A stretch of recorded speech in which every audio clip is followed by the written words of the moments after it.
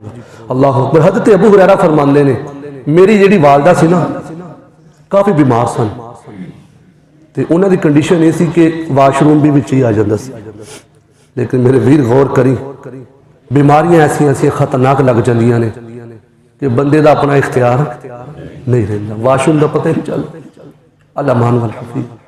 मैं गल समझाना चाहना बच्चा हुंदा है हाँ जी बच्चा वाशरूम कर दिंदा है तवज्जो मेरी जान रखनी है माँ बच्चे की चुक के वाशरूम लै जाती है। अज तक तुसीं नहीं देखा होगा ना सुनिया होगा कि किसी माँ ने अपने नक के उत्ते कपड़ा लपेट के फिर बच्चे नहीं धोता हो नहीं सुनिया हो। फिर जो उही माँ बेचारी बुढ़ी हो जाती है तो मुंडा फिर अपने नक से कपड़ा पा लेंदा। ये गल्लां सोचण वालियां। हज़रत अबू हुरैरा फरमाते मैं अपनी अम्मा जी ने चुकना वाशरूम लैके जाना लेकिन राह दे विच ही वाशरूम उन्होंने कर लेना। मेरे पैरों के छिट्टे पै जाने। मां सी खिदमत